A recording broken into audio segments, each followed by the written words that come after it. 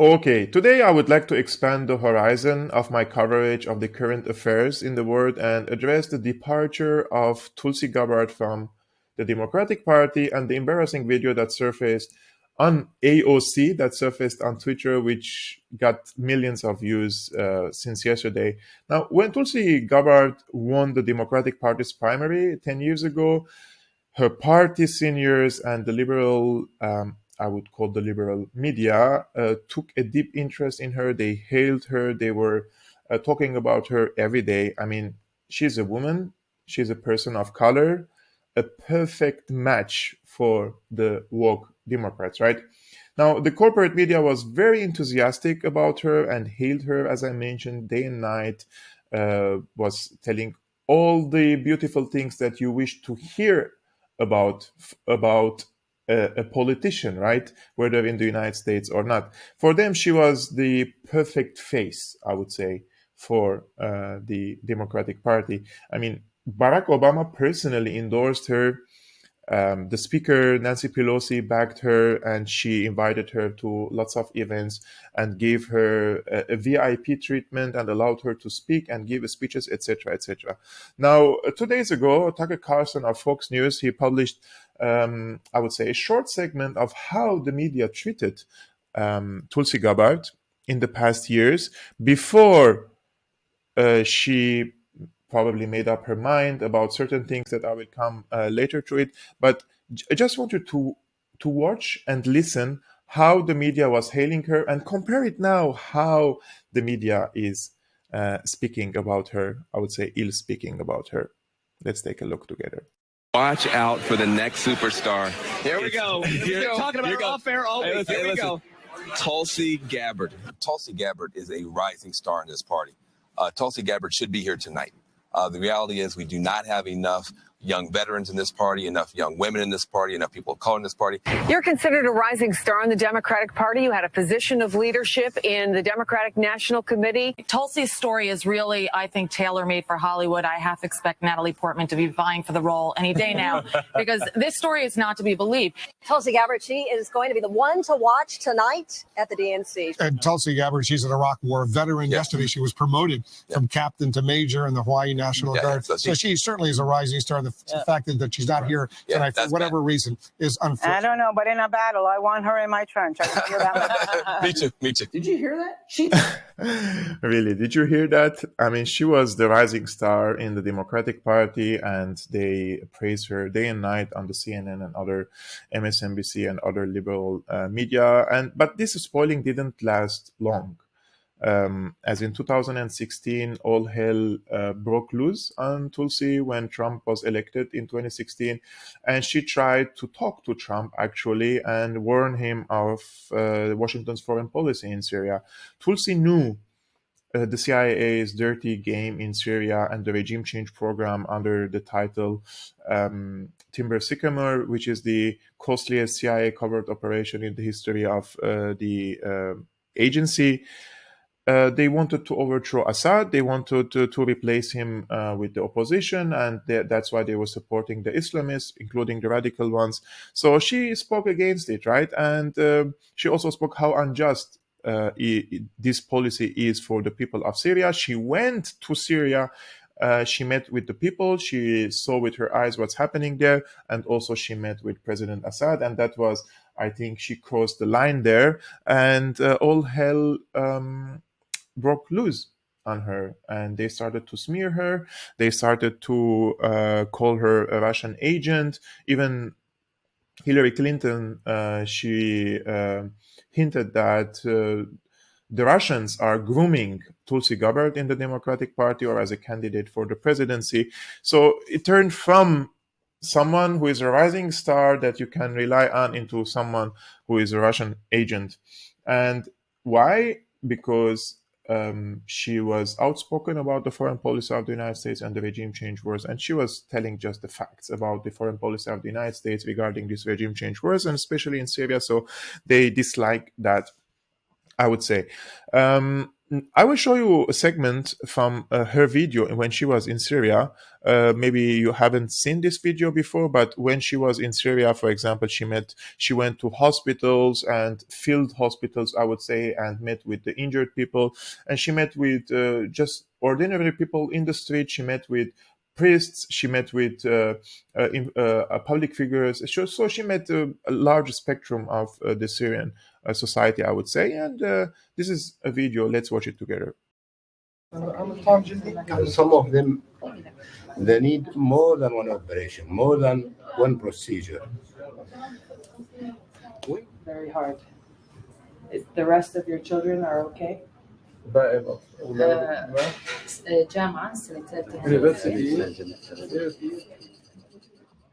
American people have felt directly the cost of our nation's interventionist wars, a cost borne by our nation's sons and daughters who've served, and by communities and people in every part of this country.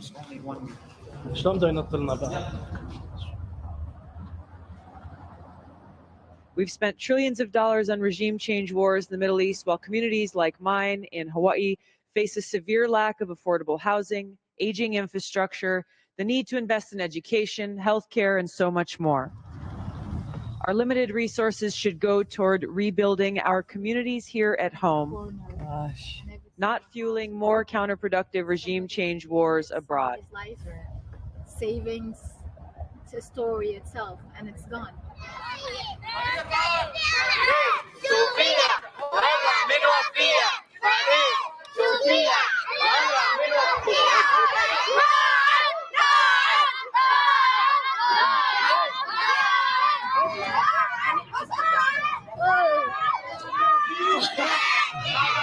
I've introduced the Stop Arming Terrorists Act legislation that would stop our government from using taxpayer dollars to directly or indirectly support groups who are allied with and supporting terrorist groups like ISIS and Al-Qaeda in their war to overthrow the Syrian government.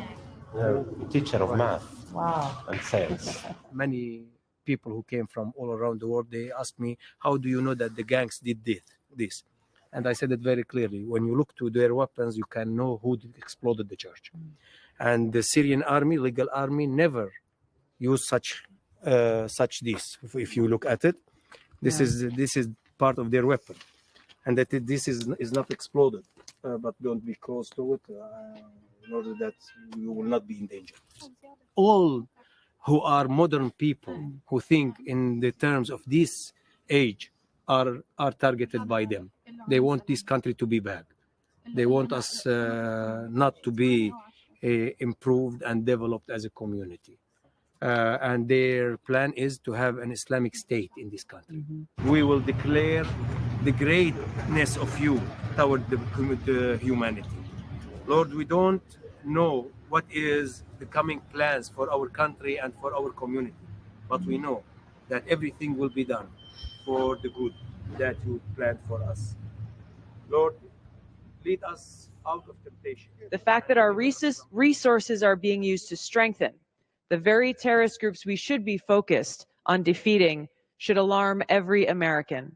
I urge my colleagues to support this bipartisan legislation and stop this madness. And of course, her legislation or her proposal wasn't adopted by her government, I would say, because it is a long history of the American policy towards the Middle East and elsewhere of supporting radical terrorists in order to create a mayhem in a place so that you can break the status quo and reshape the hierarchy of any state or society the way it suits the American interests, right?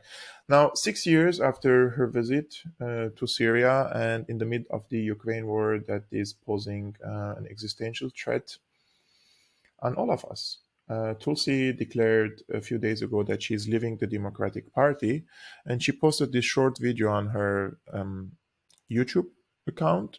I think she's gonna make like a podcast or something. but she mentioned a few important things in her 1-minute video. Let's watch it together. I can no longer remain in today's Democratic Party that's under the complete control of an elitist cabal of warmongers who are driven by cowardly wokeness, who divide us by racializing every issue and stoking anti-white racism, who actively work to undermine our God-given freedoms that are enshrined in our Constitution, who are hostile to people of faith and spirituality, who demonize the police but protect criminals at the expense of law-abiding Americans, who believe in open borders, who weaponize the national security state to go after their political opponents, and above all, who are dragging us ever closer to nuclear war. Now, I believe in a government that's of the people, by the people, and for the people. Unfortunately, today's Democratic Party does not. Instead, it stands for a government that is of, by, and for the powerful elite.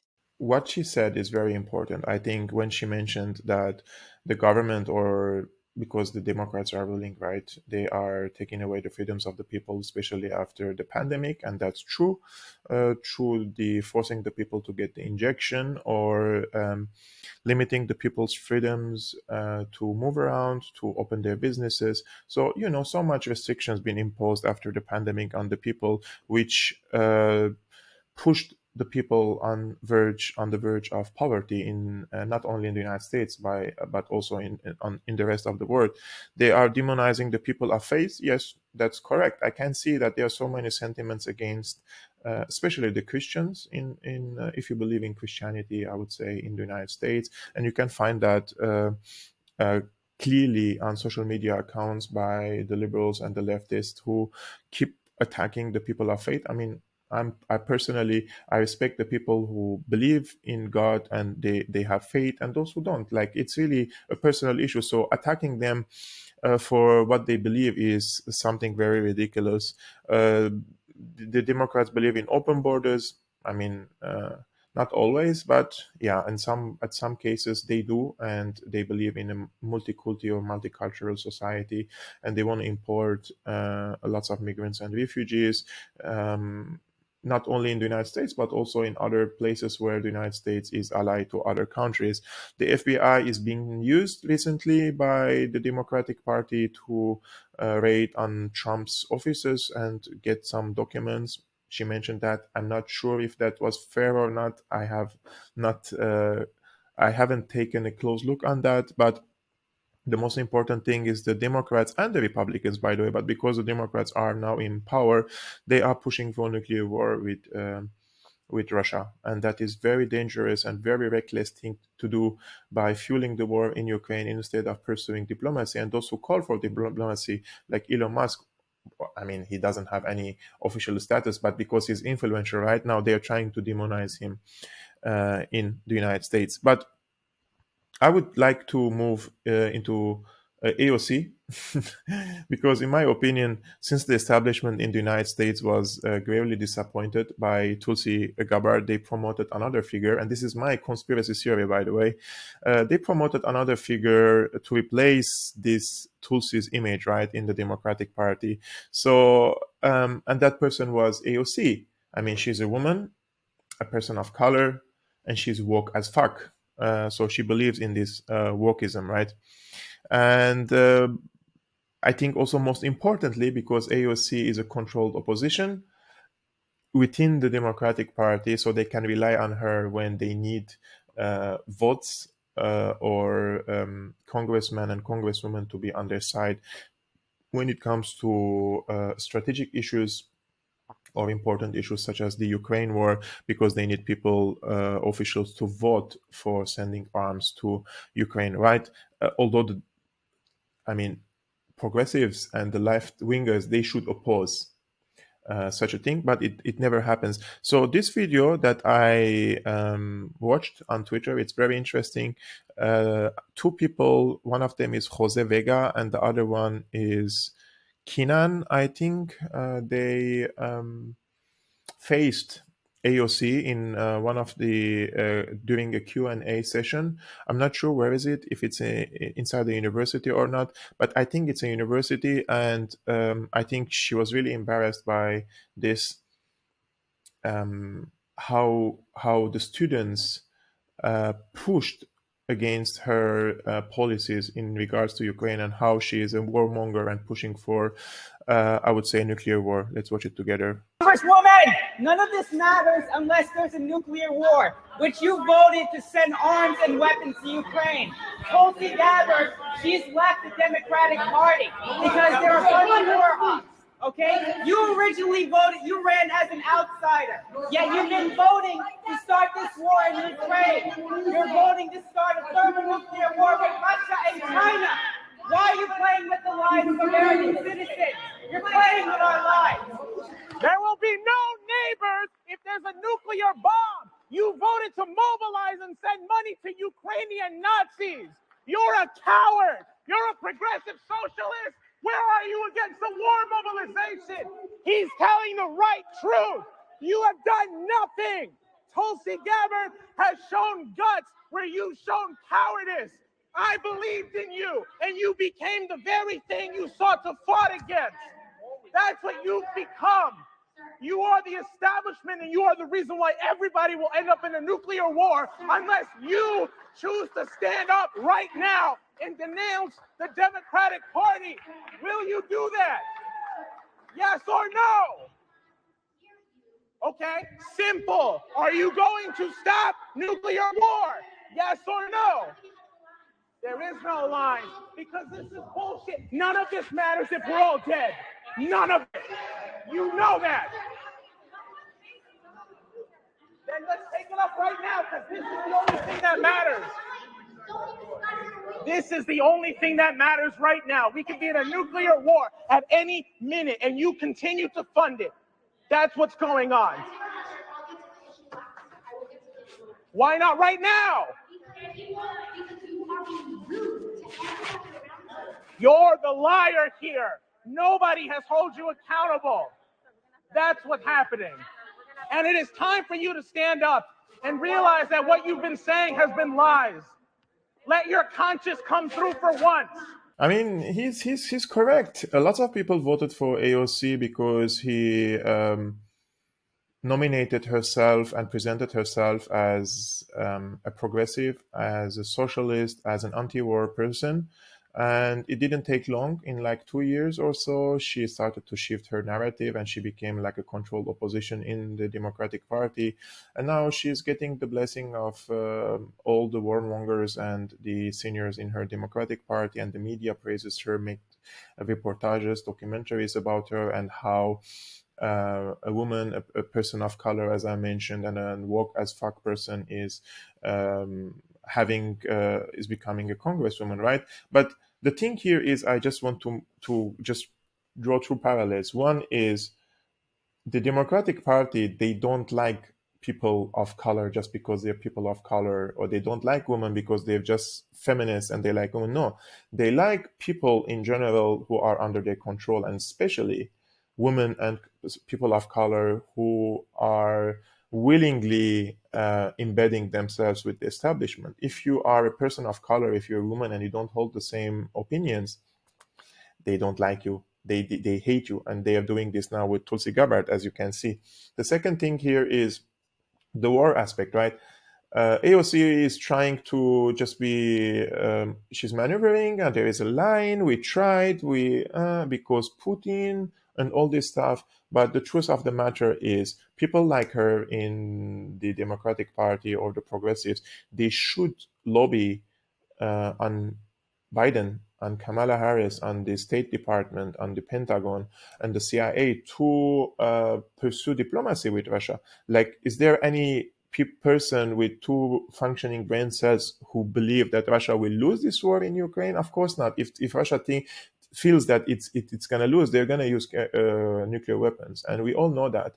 So we don't want to reach there. We want at least to open channels between the both sides, and maybe third parties coming and mediating between them, right? I mean, peace is in the interest of everyone, but people like AOC, they vote for more arm deliveries to Ukraine, and it's worsening the situation.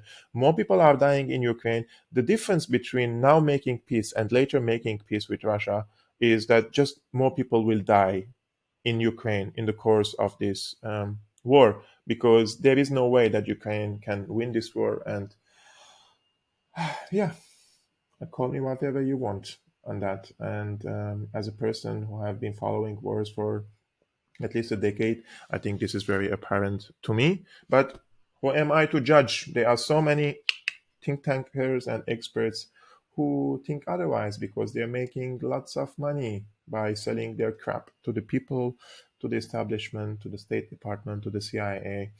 And they have become the lapdogs of the establishment. And unless you're a lapdog, the real journalists and the real commentators will be smeared, and they will be shadow banned, they will be cancelled, and they will even be imprisoned, like Julian Assange.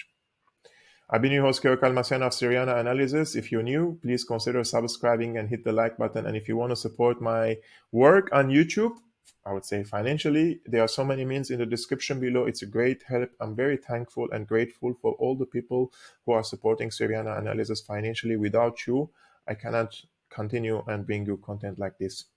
And see you next time.